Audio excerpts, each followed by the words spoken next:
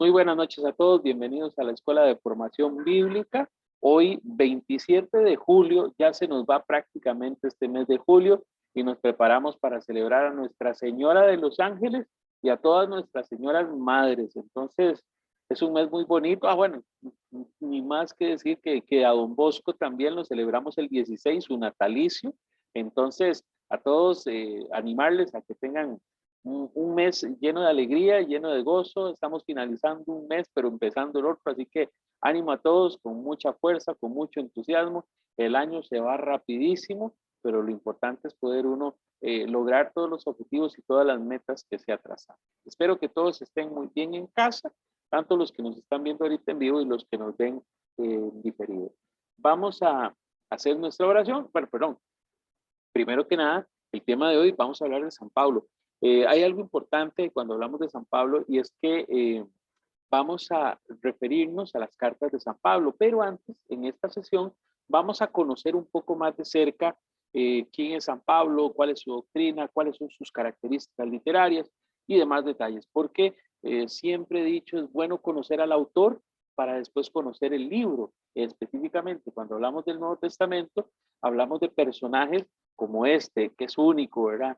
Incluso lo habíamos hablado la semana pasada en las cartas o en el género epistolar. San Pablo tiene una gran preponderancia, una gran importancia, es uno de los más grandes escritores. De hecho, que una gran parte de los libros del Nuevo Testamento fueron escritos por San Pablo o por sus discípulos. Entonces, hoy vamos a meditar acerca de San Pablo y como tal, yo quiero invitarles a que hagamos la oración a San Pablo, que es la que aparece acá.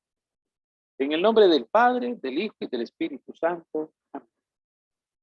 Glorioso apóstol San Pablo, vaso escogido del Señor para llevar su santo nombre por toda la tierra. Por tu celo apostólico, por tu fe en Cristo Jesús, por tu buen corazón y tu abrazada caridad con que sentías las penalidades de tus prójimos como si fueran tuyas propias. A todos quisiste dar auxilio, ahora dámelo a mí también, para que se acaben mis inquietudes y tristezas. Oh bienaventurado San Pablo, apóstol y misionero, por la inalterable paciencia con que sufriste persecuciones, cárceles, azotes, cadenas, tentaciones, naufragios y hasta la misma muerte, escúchame.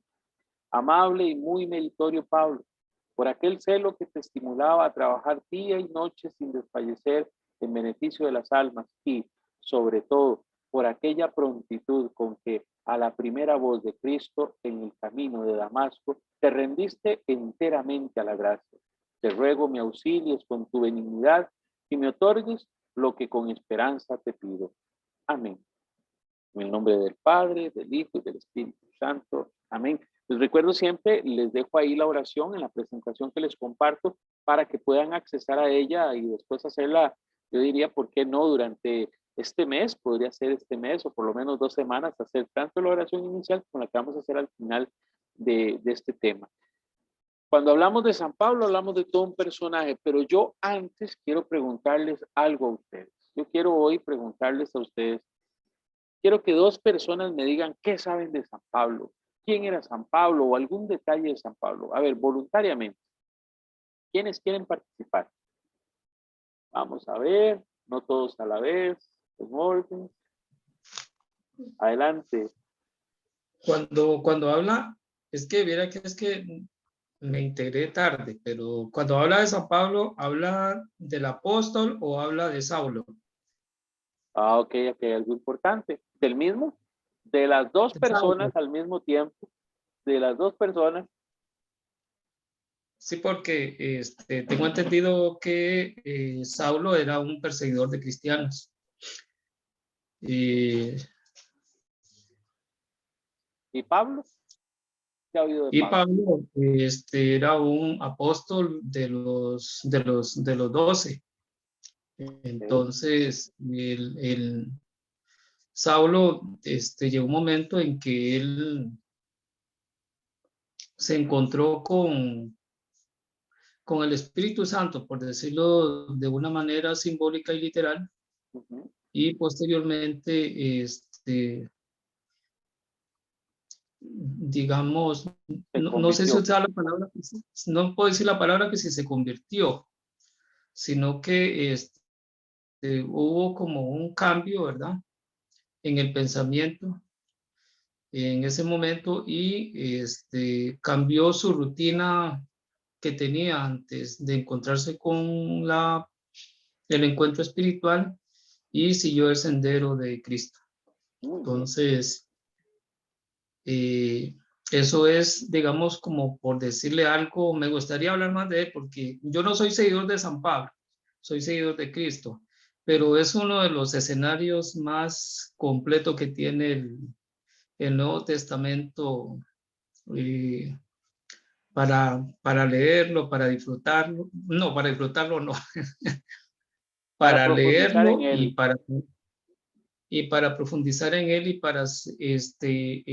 y para también, cuidado si no, a través de ahí encontrar una de las mejores opciones de seguir a Cristo. Muchas gracias, don Mario. ¿Alguien más que sepa algo o quiera contarnos algo de San Pablo? Ahorita hago unos detalles ahí con respecto a lo que nos dijo don Mario, que hay algunos elementos que sí son plenamente certeros, otros que ahí vamos a acomodar un poquito. No sé, alguno otro que quiera comentarnos algo que haya oído de San Pablo. Doña Rita. Yo sé, sí, no es que estaba pensando que, bueno, de San Pablo se pueden decir muchísimas cosas, ¿verdad? Pero algo que a mí me gustó mucho cuando nos habló, dio la charla el padre Hugo, que habló de la inteligencia espiritual. Entonces, para mí, digamos, San Pablo es como el mejor ejemplo para mí de una inteligencia espiritual, pero plena, ¿verdad? Completamente. Y sí, o sea, siempre me ha llamado la atención de que siempre la Santa Misa, la segunda lectura es del apóstol San Pablo. O sea, San Pablo es el apóstol por excelencia, ¿verdad? Escogido por Dios, que definitivamente uno ve que cuando Dios llama de esa forma, digamos, de conversión, a veces como demasiado, de verdad, profunda, logra como una transformación y una conversión que de verdad sorprende. También lo veo en personas que han sido de otras religiones y que se han convertido y que han fundado grupos que definitivamente tienen unas raíces muy profundas y unas creencias más y una vivencia más comprometida que muchos católicos, ¿verdad? ¿Cierto? Y sí, y podríamos hablar de muchas personas, pero eh, ahorita me acuerdo de este señor, eh, el, Fernando Casanova o Scott sí, Hahn. Scott Hand, ese, que por cierto, su ministerio tiene el nombre de San Pablo, ¿verdad? Correcto. Entonces, para mí, digamos, él y la esposa son así como el mejor ejemplo de los seguidores de San Pablo y sí, siempre pienso que a muchos nos tiene que botar el caballo para que de verdad nos convirtamos de esa forma tan inimaginable, ¿verdad? Que Dios siempre sorprende a sus hijos. Doña Rita nos acaba de decir algo muy bonito y nos ha hablado de San Pablo y un ministerio que brota también del testimonio de San Pablo.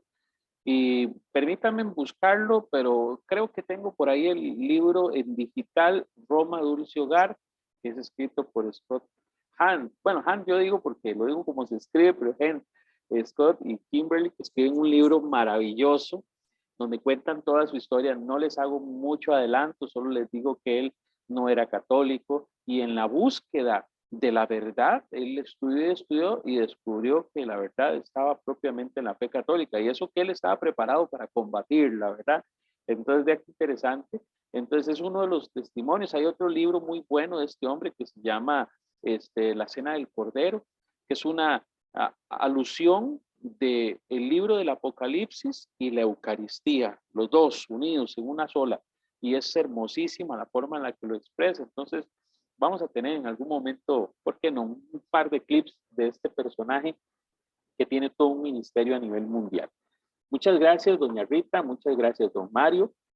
Vamos a echar un vistazo a la presentación de hoy. Vamos a ver qué de esos elementos que ustedes mencionaron vamos a encontrar acá. Lo primero es el objetivo vivencial, que les voy a decir algo, es imposible hablar de San Pablo y no utilizar sus frases. Por ejemplo, me hablaban de que un hombre que vivió en una realidad y se transformó a otra, donde abunda el pecado, sobreabunda la gracia. Y ahora vemos que el objetivo que tenemos para esta clase vivencial es vivir lo que San Pablo nos dice. Sed mis imitadores, como yo lo soy de Cristo. Alguno diría, qué arrogante, qué señor. Pues sí, tal vez a nosotros nos queda grande decir, sean imitadores míos porque yo soy imitador de Cristo, pero este hombre es el que dijo, ya no vivo yo, es Cristo quien vive en mí. Yo creo que este tema podríamos hacerlo con solo frases de San Pablo y sería riquísimo porque es tanta la riqueza que encontramos en el Nuevo Testamento y en sus cartas que llenaríamos libros enteros reflexionando acerca de sus pensamientos.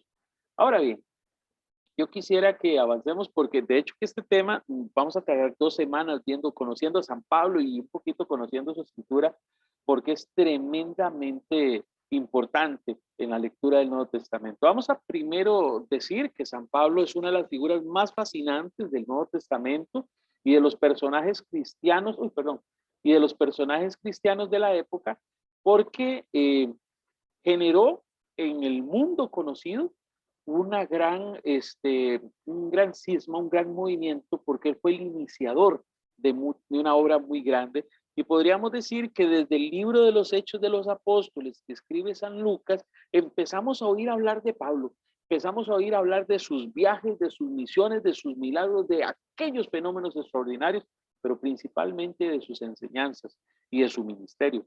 Cuando ya empezamos a leer las cartas de San Pablo, nos damos cuenta a profundidad quién es ese personaje.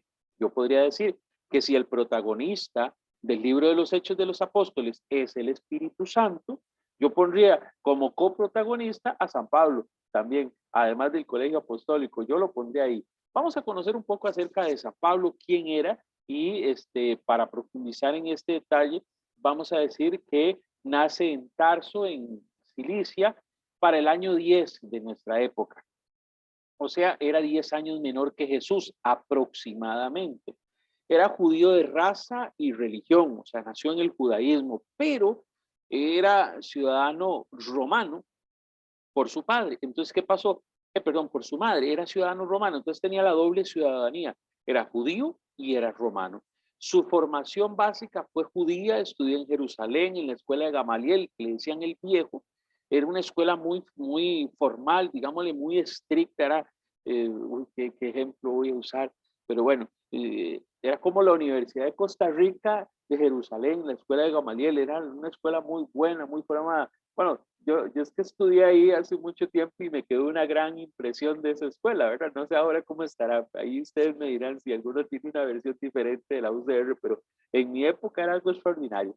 En su primer momento se produjo en él un rechazo total hacia todos los creyentes en Jesús, porque él como judío se sentía enfurecido de saber que estos llamados cristianos alegaban que Jesús era el Mesías. Y como judío él no podía aceptar eso porque él esperaba a un Mesías guerrero, a un Mesías trepado en caballo blanco, liberando al pueblo de Israel del cautiverio romano. Entonces, claro, imaginen ustedes en la mentalidad de San Pablo, ya para el año 34, 35, ver esa, permítame usar esa palabra, en la visión de los judíos, ver esa secta denominada el cristianismo, que decían que un hombre que había muerto, crucificado, humillado ante todos, había resucitado y ese es el Mesías. Claro, Pablo, como fiel seguidor del judaísmo, formado en la dura escuela de Gamaliel y además de eso, romano también por título, empieza a perseguir a los judíos y ahí dice, destaca como perseguidor de cristianos, empieza a perseguir cristianos. Y bueno, vamos a decir que aproximadamente en el año 36, este hombre, como diría doña Rita, lo botó el caballo. Sin embargo, y falta decirlo, en la escritura, en el libro de los Hechos de los Apóstoles, no habla de caballo, dice que él se cayó, porque le dijeron que había unos cristianos en Damasco y él iba a saber dónde estaban, a averiguar para denunciarlos y que así los apedrearan. y así atraparlos a los cristianos. Y vean ustedes lo que son las cosas. Camino a Damasco, dice la escritura que este hombre cayó. No sabemos si fue de la carreta, del caballo, de la bicicleta, todavía no sabemos si iba caminando y cayó de repente, pero dice que en ese momento Jesús se presentó a él y le dijo: Saulo, Saulo, ¿por qué me persigues? Porque en ese momento se llamaba Saulo. Por eso cuando Mario dijo, bueno, Saulo o Pablo, bueno, son la misma persona. Lo que pasa es que este hombre se llamaba Saulo, era su nombre de nacimiento. Recuerden que en la Biblia un cambio de nombre es una representación, es un signo de un cambio en su estilo de vida, de una conversión, de una transformación de Abraham a Abraham, de Jacob a Israel. Entonces vemos en este caso de Pedro o de de Simón a Pedro, Kefas. En otras palabras, el cambio de nombre es un sinónimo de transformación espiritual. San Pablo no se escapa de esto. Bueno, él iba camino a Damasco, se encuentra con Jesús como una luz resplandeciente que le habla, queda ciego en el momento, como una especie de escamas le cubren los ojos, no puede ver, y pide a los hombres que van con él que lo lleven hasta Damasco. En Damasco se va a convertir, va a ser bautizado y precisamente a quienes iba a perseguir terminan siendo quienes oran por él, e imponiéndole las manos se caen las especies de escamas que tenían los ojos y recupera la vista. No solo se convierte al cristianismo, sino que se convierte en un enorme precursor del cristianismo del siglo I. Entonces vamos a decir, vea, el año 36. Por eso la vez pasada habíamos dicho que incluso algunas cartas de San Pablo se escribieron antes que los evangelios. A estas alturas, San Pablo se está convirtiendo y todavía no se escribe el primer evangelio, que creemos se escribió cerca del año 50 al 70. Entonces, imagínense, 40 años después, y este hombre se está convirtiendo a Jesús, está convirtiéndose al cristianismo. Claro, Pablo dice, soy apóstol de Cristo porque me encontré con él. Él no estaba entre los 12. Para la época en la que Jesús murió, Pablo era un judío practicante, de hecho que fue perseguidor de los primeros cristianos, pero aquí vamos a decir esto, él se autoproclama apóstol de Cristo porque dice, yo me encontré con él, tuve un encuentro personal con Jesús y entonces él se proclama apóstol de Cristo. Vamos a ver, Pablo no tuvo un ministerio localizado, o sea, en un solo lugar, que se fuera a Tibás a hacer su ministerio y se quedara ahí para siempre. Vamos a decir de San Pablo que él realizó 4 viajes, 3 de ellos que fueron evangelísticos y el cuarto que fue el camino a la muerte. Ya les explico. El primer viaje es el que hace por Chipre y por el sur de Asia Menor para los años 45 y 48. Entonces quiere decir que 9 años después de su conversión aproximadamente, recuerden que esto es aproximado, 9 años después de su conversión, Pablo inicia una misión, empieza a viajar por el norte del mar Mediterráneo en diferentes ciudades. Chipre es una isla, la visita primero y luego va a algunas ciudades muy pobladas a anunciar a Jesucristo, a anunciar la salvación por medio de Jesucristo, a anunciar el cristianismo. Su segundo viaje es por la parte central de Asia Menor, donde está Macedonia y Grecia. Aquellos que han ido a las islas griegas y ven esos lugares tan hermosos, pues a Pablo, después de Chipre, subió un poquito por el sur de Asia y luego siguió subiendo, como quien dice, hacia el lado de Grecia y Macedonia. Ahora bien, el tercer viaje lo hace por Galacia, Frigia, Éfeso, Macedonia y Grecia nuevamente, pero aquí llega a Grecia, vamos a decir, con una realidad distinta y vamos a después a leer algunos pasajes de su experiencia. Tal era su predicación, tal era su mensaje, la obra que él hacía, que creyeron que era un Dios, que se había aparecido entre ellos. Y entonces incluso él tiene que exhortar a los hombres de esos lugares porque lo estaban confundiendo con un Dios, así como tipo del Olimpo, un Dios romano, un Dios griego, así lo estaban visualizando. Claro, la cultura helenística tenía una gran afluencia de dioses, entonces creer que un Dios se había personificado en San Pablo era muy fácil en esa época, máxime viendo las obras que él hacía. Y su cuarto viaje, que así es como se denomina, es de Cesarea a Roma.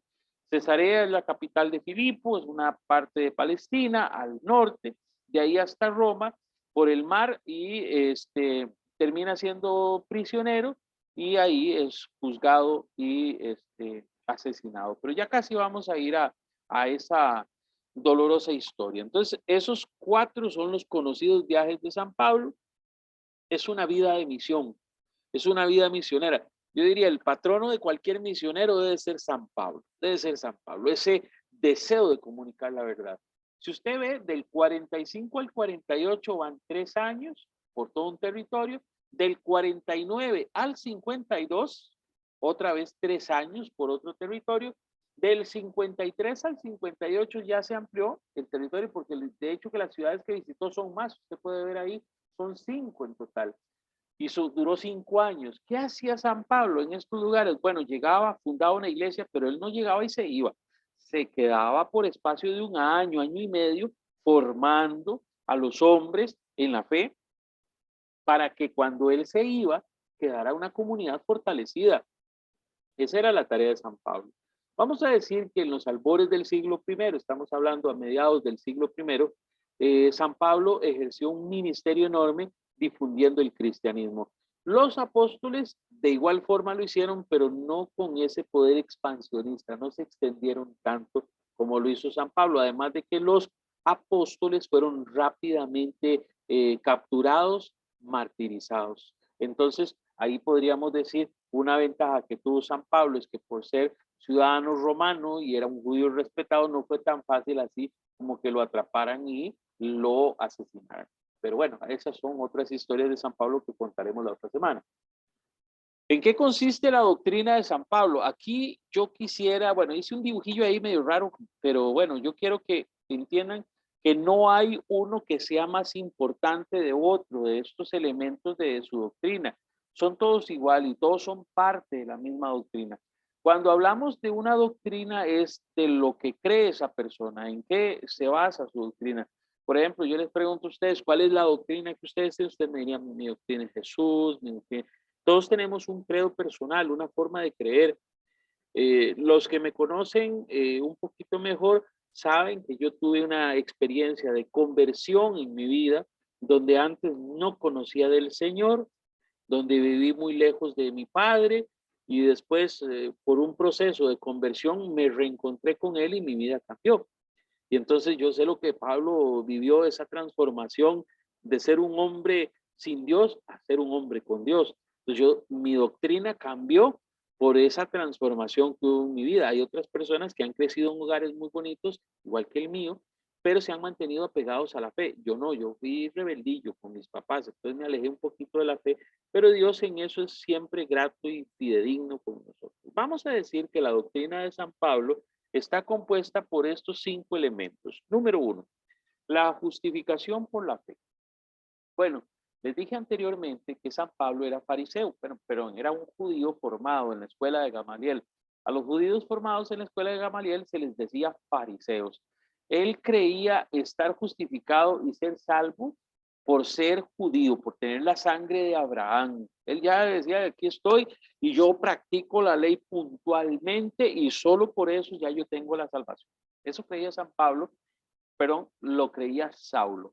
Pensaba que eran sus obras las que lo hacían justo delante de Dios. Entonces su estricto seguimiento a la ley del Antiguo Testamento y el perseguir a aquellos herejes cristianos, él creía que era su forma de salvación. Sin embargo, al descubrir a Cristo, podemos decir, nace un nuevo Pablo. Hay un hombre justo que se da cuenta que, si bien es cierto, está justificado por la fe, ahora debe justificar su fe con sus obras. Y entonces se da cuenta, sí, yo creo en Dios, creo en Jesús, tengo la salvación, pero debo vivir conforme a esa fe. Debo vivir conforme. Entonces, no se trata de merecer la salvación, es que yo la merezco, no, es que la recibí por misericordia de Dios. Ninguno de nosotros merece salvación. Bueno, yo por lo menos yo no me la merezco, no me la merezco. Es por la infinita gracia y misericordia de nuestro Señor Jesucristo que Él me la da, la salvación. Igual que San Pablo lo vio de esa manera, esa es la doctrina. Segundo elemento, la gracia de Dios. Pablo en persona experimentó esa gracia porque en lugar de Dios castigarlo por perseguir cristianos, lo trata con amor, lo trata con cariño. Sí, es cierto, lo botó de no sabemos dónde, pero esa fue una forma de encontrarse con él.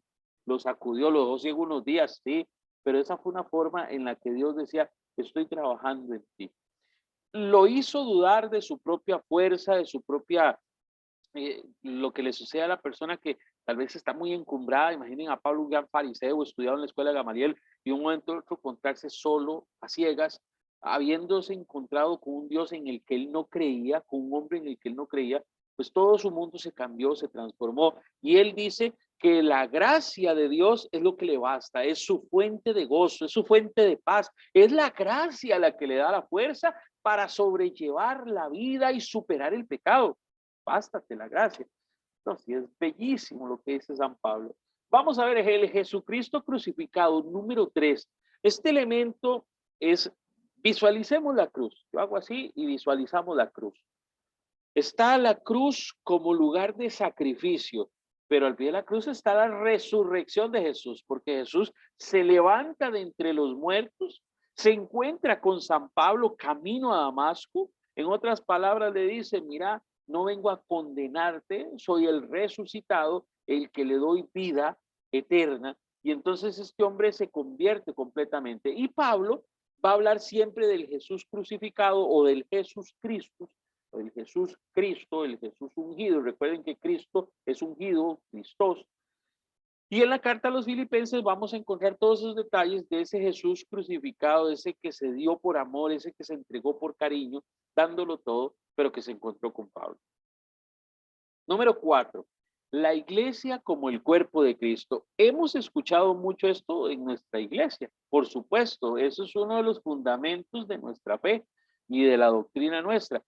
Él percibe, San Pablo percibe una unión entre Cristo y su iglesia. Vamos a ver así, como así, la unión de Cristo y la iglesia, donde Cristo, permítame ver si se ve, estoy viéndome en la cámara, Cristo es cabeza y nosotros somos el cuerpo, eso lo dice en Corintios.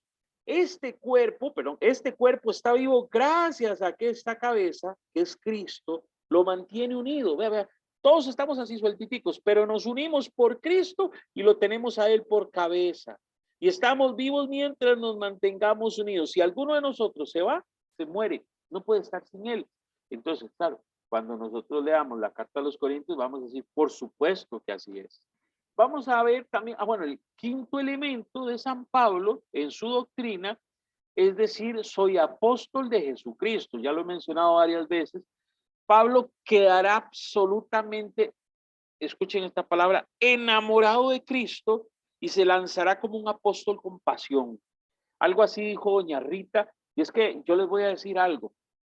No es lo mismo que el corazón nuestro, este es nuestro corazón, digamos que esta es la parte de piedra de mi corazón, y que se vaya exponiendo a la gracia de Dios y se convierte en un corazón de carne poco a poco.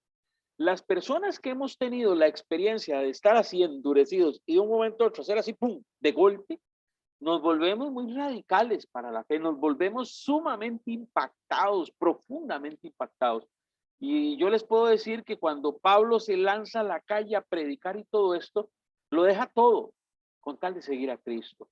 Yo en mi vida cambié muchas cosas de mi estilo de vida por seguir a Cristo. Y le doy gracias a Él porque en Cristo encontré a mi esposa actual, en Cristo nacieron mis hijos, en Cristo me sostuvo el Señor en los momentos más difíciles de mi vida, en Cristo mi vida es nueva. Usted me puede decir, Mauricio, ¿anhela algo de lo pasado? No, nada, no, nada lo anhelo. Me quedo con lo que he recibido en Cristo, que es una herencia eterna, es una salvación, es la vida eterna. Entonces esa conversión que fue de golpe, me hizo así como muy intenso. De hecho, que a ratos mi esposa y mis hijos me dicen, no papi, y baja el ritmo. Y no quiere decir que una persona que se va convirtiendo gradualmente no va a tener esa intensidad, sino que yo les hablo con toda franqueza y con un testimonio personal. Los que vivimos esa transformación así de golpe, que es transformación, pum, de la noche a la mañana, de la oscuridad a la luz, de las tinieblas a la luz, tenemos una experiencia tan tremenda con Dios, yo digo tan fuerte, que nos volvemos muy radicales, otros se van como dando vuelta poquito a poco, dejándose iluminar por Dios. Lo importante es que al final todos estemos en la luz del Señor, ¿verdad?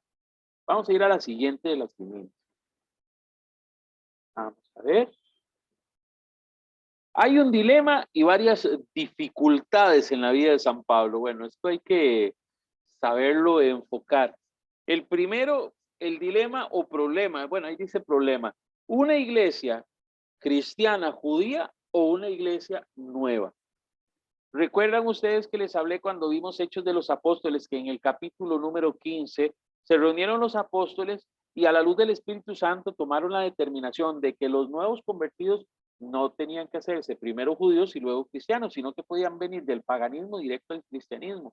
Este fue el primer conflicto que tuvo San Pablo. Recuerden que él era fariseo y él creía que este proceso de cambio era importante, pero él creía que era más importante nacer a una nueva vida, nacer a una nueva fe, y no era necesario pasar por el cristianismo, por el judaísmo antes de ser cristiano.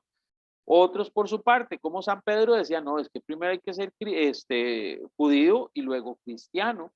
Y digámosle que había una diferencia de opiniones. Y entonces, para ser judío, los que no eran judíos tenían que circuncidarse como signo de judaísmo y luego bautizarse. Después de la asamblea de Jerusalén, que nos lo narra Hechos de los Apóstoles capítulo 15, se tomó la determinación que se nacía a la vida nueva. No hacía falta ser judío para ser cristiano. Y entonces podemos decir que ahí Pablo logra la razón, pero tuvo su, digámosle, un proceso ahí de discusión con sus hermanos los apóstoles para llegar a esa conclusión. Y gracias a Dios y al Espíritu Santo que se manifestó en ellos, bueno, llegaron a esta conclusión. Ahora vamos a las dificultades. Ahí yo puse 3, pero, o sea, San Pablo, como buen hombre de Dios, llevó palo para arriba y para abajo y sufrió mucho. Pero bueno, vamos a citar primero las incomprensiones de sus hermanos judíos, y no lo entendían cómo se hizo cristiano de la noche a la mañana. Las falsas acusaciones, que lo acusaron de todo, por todo lado, con tal de traerse abajo su doctrina del cristianismo. Claro, si es que estaba, ¿por qué no? Los judíos lo veían mal, porque primero era perseguidor de cristianos y ahora se volvió cristiano. Claro, tuvo ataques de los paganos, de los griegos, de los romanos, de los judíos. Entonces, imagínense, no sé, es como la liga en la final. Todo el mundo quería que ganara Cartago. Yo creo que hasta los mismos liguistas querían que ganara Cartago. Así le pasó a San Pablo. San Pablo, todo el mundo le tiraba, todo el mundo lo quería ver abajo porque se había convertido de una realidad judía muy severa a un cristianismo muy radical. Entonces imaginen ustedes la cantidad de pocos amigos que hizo. Ay, perdón los amigos manudos, pero tengan fe, tengan. Número 2, vivió la experiencia de cárcel y de estas escribió en varias cárceles. Desde las cárceles escribió. Es más, las experiencias de cárcel de San Pablo van a quedar registradas en las cartas, pero vamos a ser claros. De hecho, que ayer en el programa Somos Familia, para hacer de este mundo un lugar mejor, de CEDES Radio, decíamos que el sufrimiento tiene un poder transformador en nosotros. Nos ayuda a ser mejores seres humanos. El proceso que vivió San Pablo en las cárceles fue tremendamente duro, pero también esas cartas que nacen en el cautiverio, que vienen de la cárcel, son poderosísimos mensajes para toda la iglesia hasta el día de hoy. Y son palabras intensas, llenas de vida, que nos comunican salvación. Y por último, vamos a decir, bueno, él fue martirizado en Roma y decapitado cerca del año 67 de nuestra era, durante la persecución de Nerón. Nerón fue aquel que se volvió loco en contra de los cristianos, que quemó parte de Roma y acusó a los cristianos de que ellos eran los que habían quemado Roma para que todo el mundo odiara a los cristianos. Entonces Pablo fue parte de esta persecución de Nerón y bueno, vamos a decir también que para el año 67 es que muere San Pablo aproximadamente. Tendremos una referencia del dominio de Nerón en el siglo I en el libro del Apocalipsis, cuando San Juan escribe que el anticristo lleva en la frente el número 666, que traducido en numerología significa Nerón César. En otras palabras, San Juan identifica en Nerón el anticristo.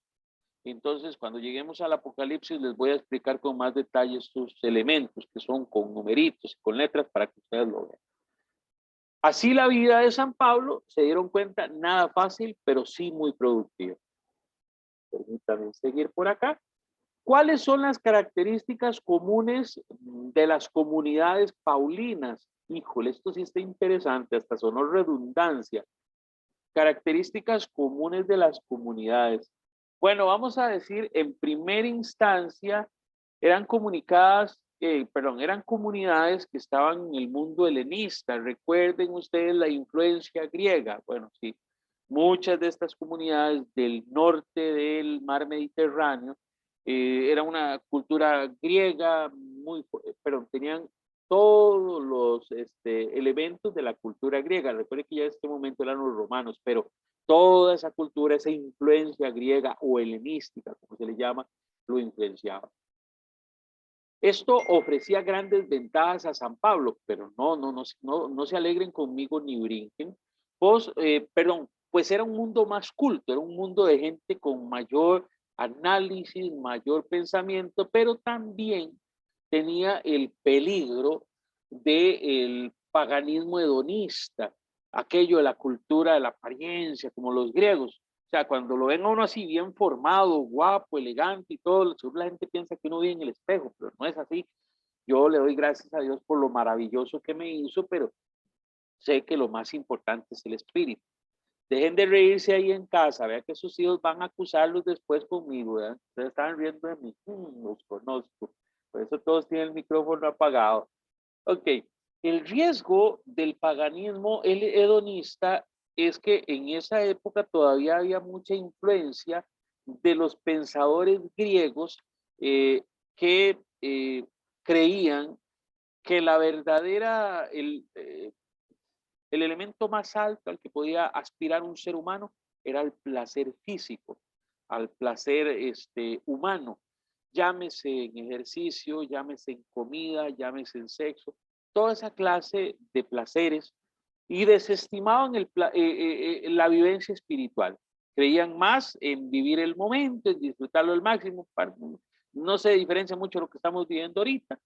Y bueno, estos hombres, aunque eran más cultos, más formados, bueno, nos damos cuenta que sus doctrinas estaban contrapuestas a lo que dice el Evangelio.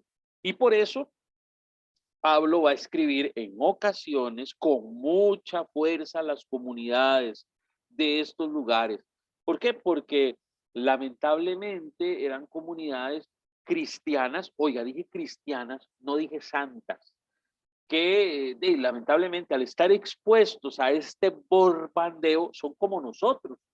Que uno abre el TikTok aquí para ver al padre no sé qué, y entonces de repente sale, mira, hay un señor, una señora ahí bailando y cosas por el estilo, y uno dice, eso no va de acuerdo con mi fe. Somos borbandeados. En esa época los cristianos también eran borbandeados, pero algunos se inclinaban por esas tendencias que iban en contra del evangelio. Por eso ustedes van a encontrar en las lecturas de San Pablo que a veces se regañan. No piensen que San Pablo era un hombre bravo ni malhumorado, era un hombre de Cristo, pero era muy claro en decir que es pecado y que no lo es. Sí, yo sé que hoy en día nos dicen, hay que dejar pasar, así es la gente ahora y todo eso, pero la fe sigue siendo la misma, la escritura sigue siendo la misma, y lo que antes era pecado, hoy todavía sigue siendo pecado. Entonces tenemos que tener esa claridad como la tuvo San Pablo. Muy bien, vamos a pasar a la segunda característica. Bueno, vean qué bonito. Ahí yo puse un mapa del Mediterráneo, que es esto azul que ven, y todo lo que ven aquí arriba, vean Italia, ahí está Roma, ahí vemos, Dios mío, no puedo ver bien las letras, pero bueno, se las quedo viendo los lugares, porque sí, dejé los anteojos en el colegio y no veo absolutamente nada. Me parece por aquí está Sidón, Samaria, Patmos, Gaza, Jope, Antioquía, Frigia, hacía puro cálculo, me perdonan si digo algo mal, Filipo, Macedonia, esa está grande, etcétera. Ese es un mapa de los viajes de San Pablo. Para mí no es importante que sepamos de qué ciudad pasó. Lo que sí es que miremos cómo él se extendió a todo el norte del Mediterráneo. Profe, ¿por qué así? ¿Por qué no se fue por la tierra hacia el sur o hacia el este o hacia el oeste? Bueno, les voy a contar. El Mediterráneo era la autopista de la época. Sí, era como una especie de autopista y entonces él iba y venía en barco de un lugar a otro, hizo algunos viajes por tierra, pero en ese momento, en los lugares más populosos eran los puertos y ahí era donde Pablo fundaba las comunidades. Y precisamente estaban enclavadas en las regiones costeras del norte del Mediterráneo. Y si decimos esto es Asia Menor, Grecia, Italia, y bueno, pues estamos diciendo el corazón del Imperio Romano. Y tanto Pablo como sus colaboradores urgían de establecer comunidades cristianas en estos pueblos que eran como las grandes metrópolis, como los lugares, vamos a usar una palabra de domingo, neurálgicas, ciudades por donde pasaba mucha gente, iba y venía. Entonces imaginen cómo eso favoreció la expansión del cristianismo gracias propiamente a esas comunidades ubicadas en esos puertos por ahí tan importantes. Muy bien, vamos a continuar por acá porque vean el tiempo va volando. Las comunidades establecidas en núcleos urbanos en contraste con las comunidades que hicieron los apóstoles en Palestina, que son comunidades rurales. De hecho, que Palestina no era como una ciudad enorme, importante, a pesar de tener Jerusalén y de tener el templo de Jerusalén, no era vista en el mundo conocido como una gran metrópoli. Por ejemplo, esta es una imagen de cómo se cree que fue Roma en su momento de esplendor. Podemos ver el Coliseo romano, podemos ver el palacio del emperador y podemos ver el gran Coliseo, el lugar donde hacían las carreras de cuadrigas. De la película Ben-Hur, los que vieron la película, bueno, ahí está más o menos. Y aquí está el puerto que estaba muy cercano. Las capitales se construían cerca de los puertos, esto con la finalidad de ofrecer salidas rápidas a los reyes o emperadores cuando eran atacados, igual para trasladar tropas de un lado al otro. Bueno, estos elementos es una característica de las comunidades paulinas, estaban inmersos en estos lugares y por ende, vamos a decir algo, estaban con una gran variedad de culturas, de razas, ¿por qué no de formas de pensamiento? No piensen las comunidades como las de nosotros. Por ejemplo, uno llega a la comunidad, por ejemplo, aquí de Tibás, donde yo estoy viviendo, y es totalmente diferente a la comunidad de Acerrí, porque en Acerrí hay lugares donde venden tortillas y esas palmeadas, y todavía se ven carretas y un caballo ahí de vez en cuando. Aquí no, yo no he visto una carreta ni un caballo en ningún lado. Algunos que anda manejando, pero no, esos no equivalen a eso. ¿Qué es lo que sucede? Cada pueblo, cada zona tiene su propia idiosincrasia, su propia característica. Una característica de estas comunidades, que son grandes núcleos urbanos donde vivían cientos de miles de personas, era la heterogeneidad, permítanme, heterogéneo.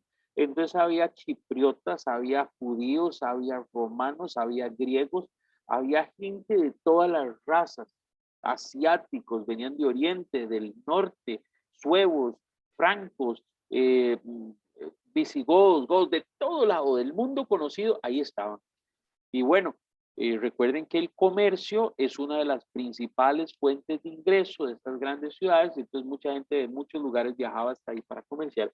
Y esa es una de las características que tienen nuestras comunidades, nuestras primeras comunidades cristianas en estas grandes orbes. De hecho, que ahí es donde encontramos que en las cartas de San Pablo se establecen lineamientos claros para describir cómo debe ser la práctica religiosa del cristianismo, porque no había nada escrito. Y entonces, como venía gente con tantas opiniones, sí, la verdad de Jesucristo es una sola, que murió por nosotros, que resucitó para darnos la salvación.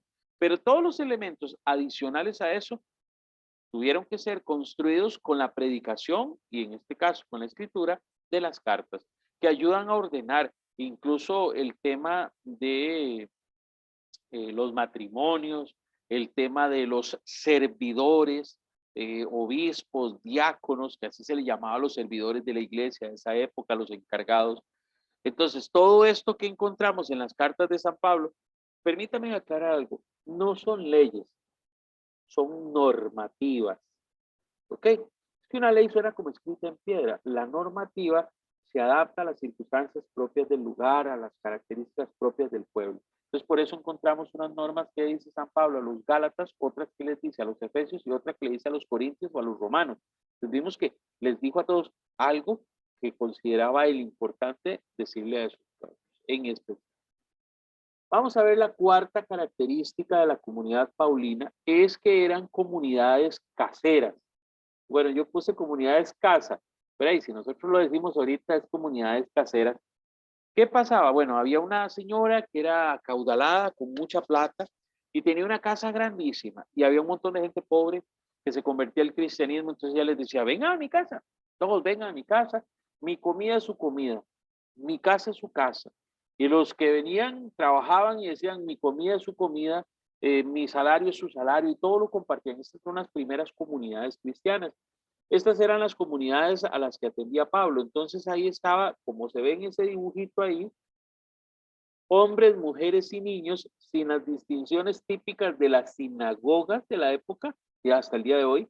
En las sinagogas solo los hombres pueden estar en el lugar donde se rinde culto, donde se lee, por ejemplo, la Torá, y las mujeres tenían que estar detrás de una barrera, a veces hay una rejita, un vidrio, todavía en la actualidad hay, así existe esa separación.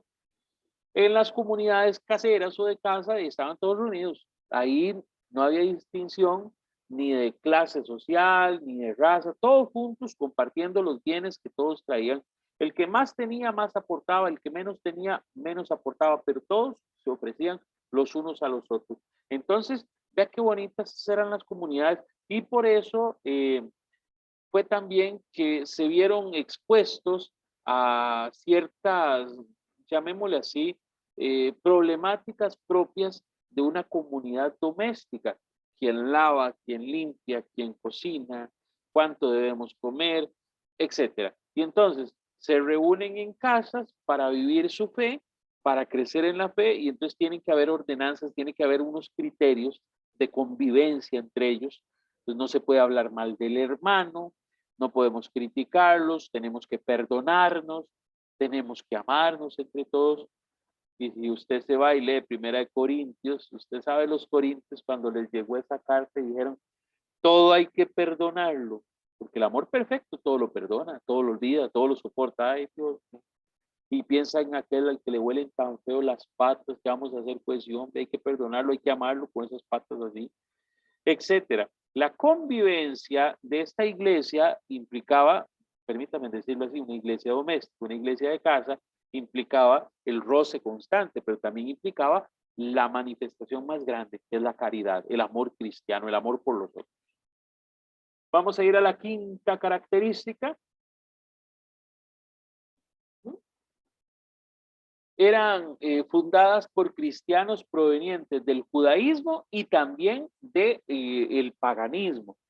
Como lo dije anteriormente, unos eran judíos, otros eran paganos, otros no creían en nada, otros creían en muchos dioses, pero todos una vez convertidos al cristianismo eran fieles servidores de la comunidad. Recuerden que en esta época no era como ir a misa, tenían que esconderse, tenían que formarse en privado, no había libros, sino que las cartas se compartían en privado, en las catacumbas o en lugares donde no se dieran cuenta los perseguidores de ellos.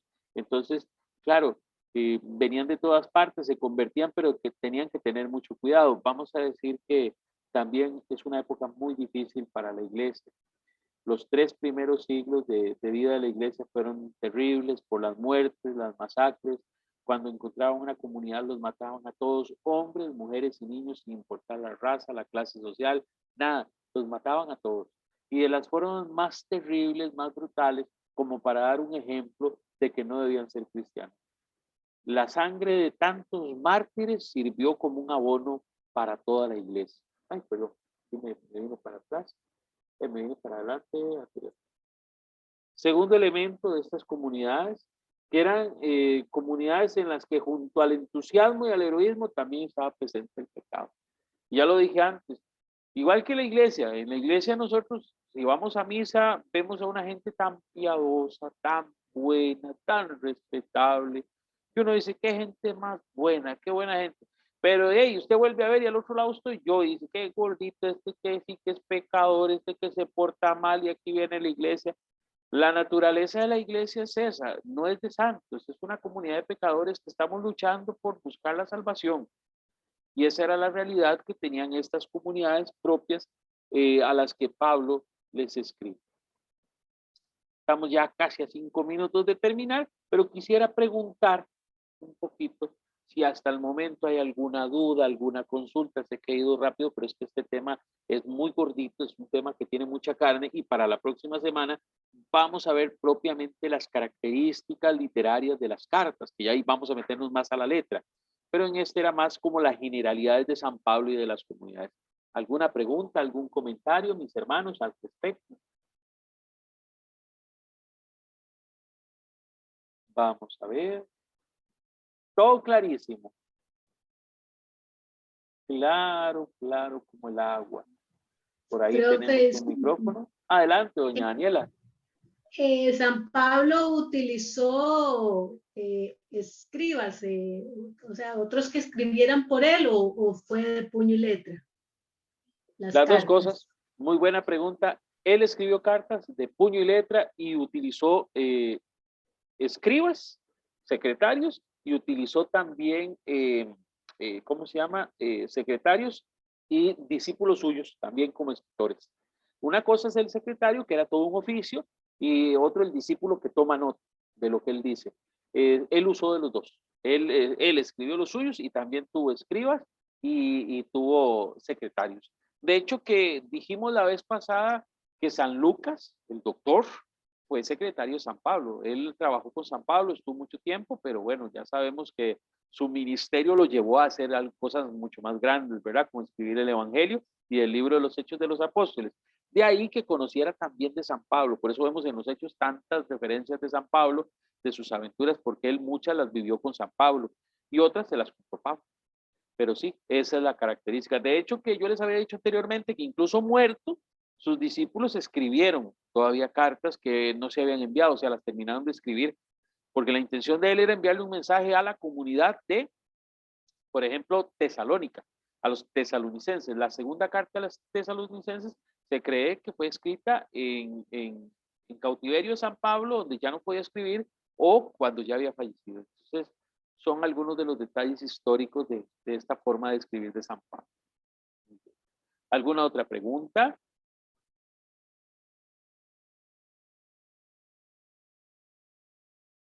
Bueno, pareciera que vamos bien. Este tema es así, está bonito, ¿verdad? Que está relajadito, no es mucha presión, no está muy saturado de información, por lo menos podemos ir poquito a poco canalizando.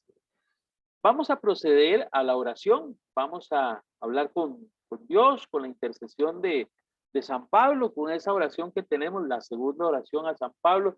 Hoy han visto que he llenado la pantalla de texto, casi siempre hago oraciones muy cortas, pero tuve la oportunidad de encontrar unas oraciones muy bonitas y quiero compartirlas con todos ustedes. Entonces, hagamos la oración de cierre diciendo, en el nombre del Padre, del Hijo y del Espíritu Santo. Amén. San Pablo, amigo de Jesús, apóstol de los que están lejos, hermano nuestro en la iglesia, que conociste la debilidad y las penas, la persecución y el dolor, la incomprensión, las cadenas. Te deslumbraste solo por Cristo y compartiste con gozo tu conversión. Te entregaste solo al Señor y lo anunciaste con valentía y pasión. Te doy gracias por tu ejemplo de sabiduría y amor, de fortaleza y fervor, de coraje y de entrega. Necesito tu ayuda, amigo, para seguir de cerca a Jesús. Peregrino incansable del Señor, mensajero indecible de la gracia, apóstol de los pueblos y naciones. Mira a tus hermanos que quieren llegar al Padre. Protégenos de los peligros del camino y condúcenos por las sendas seguras de la cruz. Pídele a Jesús resucitado que sepamos vivir en paz, con fe y alegría, siendo amables y fraternos. Que tengamos corazones misioneros, libres y serenos, profundos y sinceros, llenos de buenos sentimientos y que siempre nos dejemos guiar por el Espíritu Santo de Dios. Amén. En el nombre del Padre, del Hijo y del Espíritu Santo. Amén. Qué linda esta oración de San Pablo. Definitivamente me gustan mucho esas oraciones o esas plegarias. Bueno, no me queda más que agradecerles a todos